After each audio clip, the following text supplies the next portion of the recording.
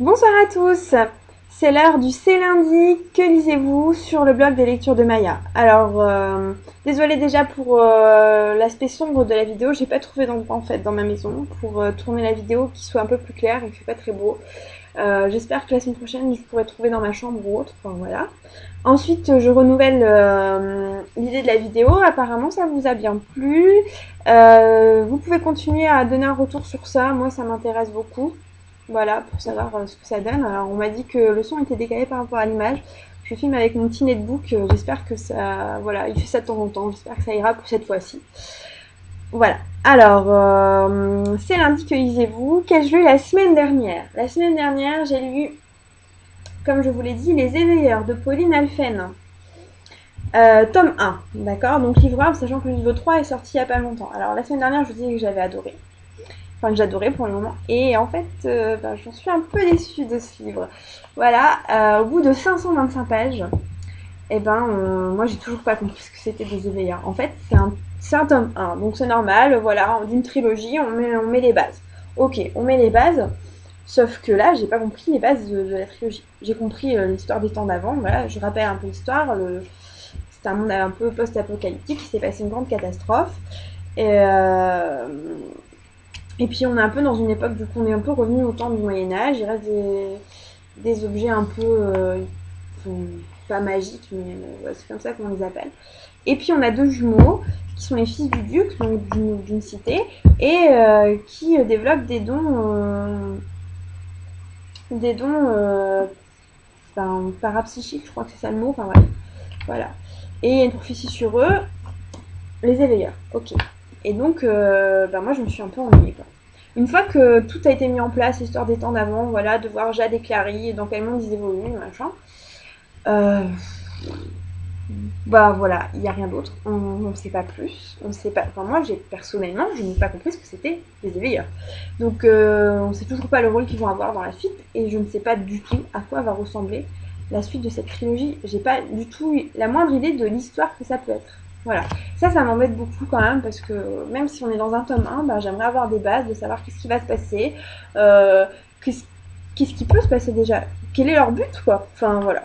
Donc je me suis un peu ennuyée dans toute la deuxième partie du roman. Les 50 dernières pages, elles ont pour vocation de vous faire lire la suite, parce que clairement, à la fin du livre, moi je veux savoir quand même ce qui se passe au héros. Il leur arrive quelque chose et voilà. Mais j'aurais aimé un peu plus de développement, quoi. 540 pages, enfin 525 pardon, pour ça. Ça voilà. Alors, je suis pas très perspicace peut-être. Expliquez-moi vous si vous avez lu Les Éveilleurs tome 1, juste le tome 1. Si vous avez compris plus de choses que moi, si vous avez compris ce que c'était Les Éveilleurs, même si j'ai une micro idée quoi. Mais ça manque quoi. Ça manque de c'est des bases mais incomplètes pour moi. Voilà, c'est un peu déçu mais tant pis. Donc Les Éveilleurs, livre 1, Pauline Alphen. Je lirai la suite sans problème. J'avais lu ce livre dans le cadre d'une lecture commune sur le groupe Facebook Les Lectures Partagées. Et donc j'attends de voir l'avis des autres aussi. Voilà, et si vous voulez nous rejoindre, rejoignez-nous sans problème. Ok. Ensuite j'ai lu, alors j'ai pas lu finalement Les Écrits de la Lune tout de suite, j'ai d'abord lu L'improbable pacte d'amour de Christina F.D. Jésus. C'est un livre voyageur que vous pouvez vous procurer également en livre voyageur sur le groupe Facebook Les Livres Voyageurs, en vous inscrivant sur la liste. Alors, L'improbable pacte d'amour, je l'ai lu d'une traite. J'arrivais pas à dormir, donc je l'ai lu d'une traite, ça fait 200 pages. Ça se lit très bien, franchement, à part les dialogues que j'ai trouvé très téléphonés. C'est une histoire véridique. Enfin, pas véridique, pardon. On n'est pas dans un univers fantaisiste, on est dans la vie de tous les jours, monsieur tout le monde. Et autant, voilà, on arrive à se supporter dans l'histoire, autant les dialogues, je les ai trouvés très téléphonés, très hachés, très. Enfin, pas agréable à lire en fait. Et moi, je m'imagine pas parler comme ça. Enfin, pas comme elle le dit. Alors, j'espère qu'on parle pas comme ça. Je sais bien qu'on va pas nous faire rêver non plus parce qu'on n'est pas dans un univers fantaisiste, mais qui adore la fantaisie. Voilà, c'est normal, c'est un roman de base. Il y a aucun souci.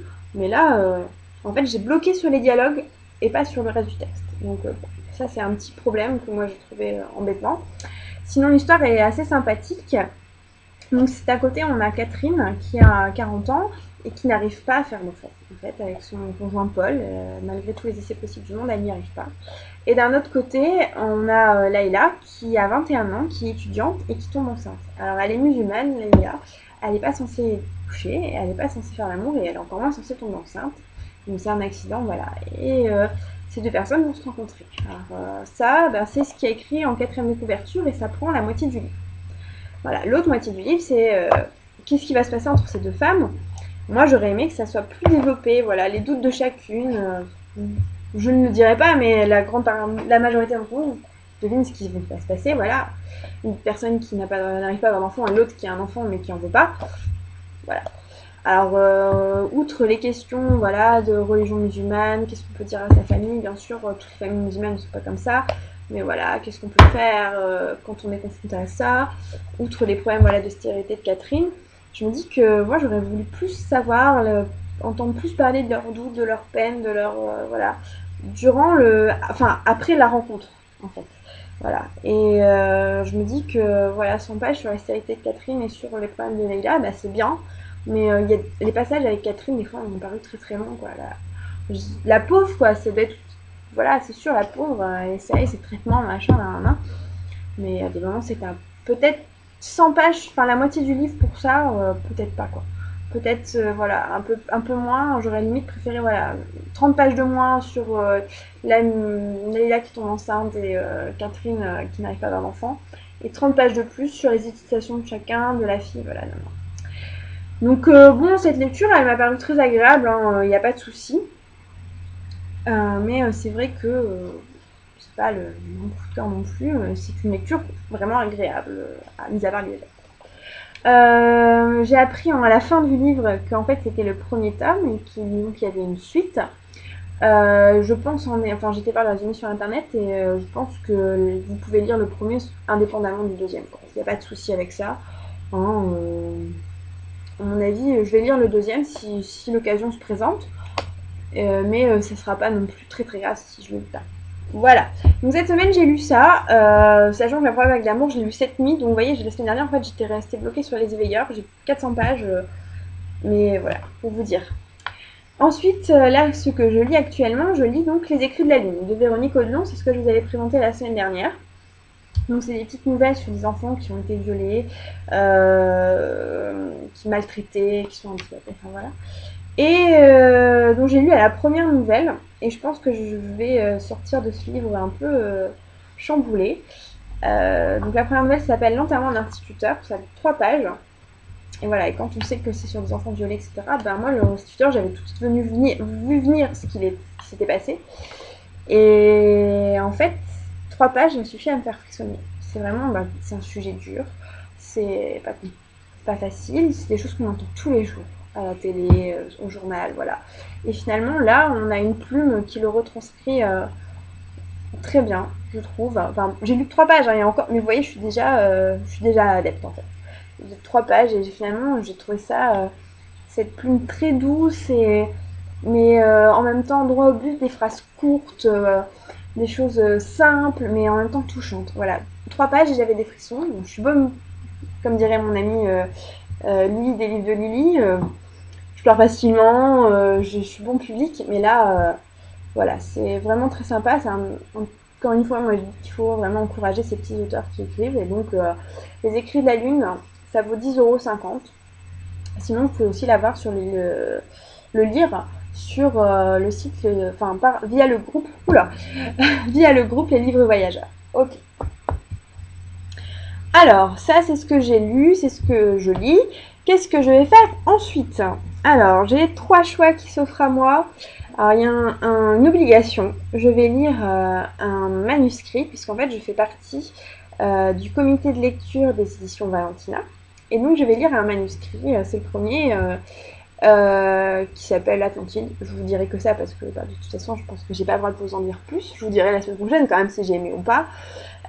Donc, c'est de la fantasy. Et ça s'appelle Atlantide, à mon avis, prometteur. Rien qu'au titre, moi ça m'a bien plu. Donc voilà, je vais lire ça, ça fait environ 300 pages sur PDF. Donc sachant que j'ai pas de liseuse, je dois lire sur mon netbook, ouais, tant pis.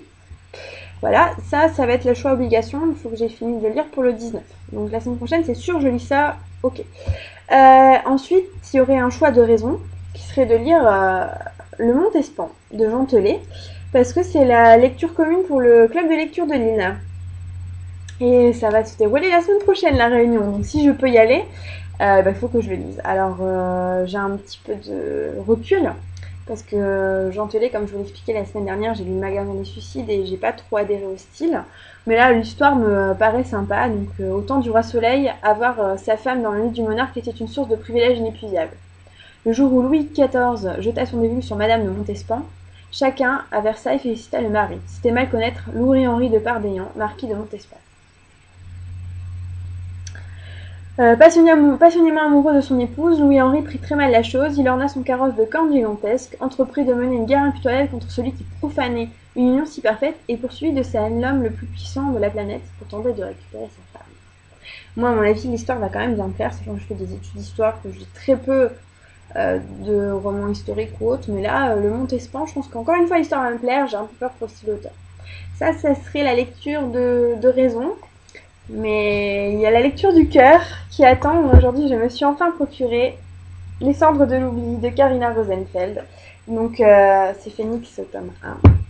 Voilà, regardez en plus ce magnifique marque-page qui est dedans. À mon avis, vous l'avez déjà vu sur la blogosphère, mais bon, il est dedans, magnifique. J'ai été l'acheter aujourd'hui. Alors, Karina Rosenfeld, c'est une auteure que j'aime beaucoup, que j'ai découvert l'année dernière. J'ai lu juste 2 livres d'elle. Et je suis déjà folle. J'ai lu La Quête des livres mondes, tome 1, tome 2, le tome 3 sort en novembre. J'ai pas encore lu son autre trilogie d'Oregon parce que j'arrive pas à me la procurer, soit aux questions financières, soit en bibliothèque ou autre. Donc voilà. Et en fait, cette auteure, je suis tellement tombée amoureuse de son histoire, de La Quête des livres mondes, que je pouvais pas passer à côté de Phénix. Alors elle a changé de maison d'édition, elle est partie chez Robert Laffont, donc c'est une collection R.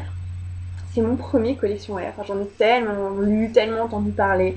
C'est vrai que, pareil, pour raisons financières, parfois, on ne peut pas toujours s'acheter des livres qu'on veut. Et ça y est, j'ai un livre de la collection R. Donc, pour ceux qui n'ont pas entendu parler des cendres de l'oubli, donc de Phénix, c'est l'histoire d'une jeune fille, Anaya, qui, un peu comme tout le monde, et qui, elle fait... Alors, je vais dire le résumé, ça sera plus simple. Elle mène une existence normale jusqu'à ce qu'elle fasse cette troublante série de rêves dans lesquels un jeune homme lui parle et constate une mystérieuse apparition de grains de beauté au creux de sa main gauche. Ouais, dans la quête des livres mondes, ils ont des boutons sur le dos. Madame Rosenfeld, vous devez aimer les excroissances, je crois. Les trucs bizarres, enfin bref.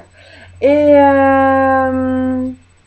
donc, en fait, elle doit retrouver son autre moitié pour former le phénix. C'est la rengaine un peu que j'ai entendue durant toute la promotion. À eux deux, ils forment le phénix, l'oiseau mythique qui renaît de ses cendres. Voilà. Je sais pas si vous avez très bien compris, je me laisse un peu emporter par ce livre que j'ai vraiment très très envie de lire. Et je crois que je vais craquer. Je crois que je vais lire l'Atlantide et ça, et le Montespan, je le lirai juste avant la réunion du club de lecture, tant pis. Parce que j'en ai tellement envie de le lire. Je me suis forcée à ne pas l'acheter tant que j'avais pas fini Les Éveilleurs. Ça m'a motivée d'ailleurs pour le finir. Voilà. Sur ce, je me suis beaucoup emportée. J'espère que vous avez tout compris ce que je vous ai raconté. Donc, n'hésitez pas à partager avec moi ce que vous lisez en ce moment, ce que vous avez lu, vos derniers coups de cœur. Et surtout, n'hésitez pas à réagir à cette vidéo et à celle de la semaine dernière, que je sache un peu ce que vous en pensez, si ça vaut le coup de continuer. Voilà. Si je ne parle pas trop vite, c'est mon gros défaut. Donc, voilà. J'espère avoir vos avis, c'est toujours très bon à prendre. Et puis on se revoit la semaine prochaine avec une nouvelle vidéo du C'est lundi que lisez-vous pour les lectures de Maya. Bonne semaine!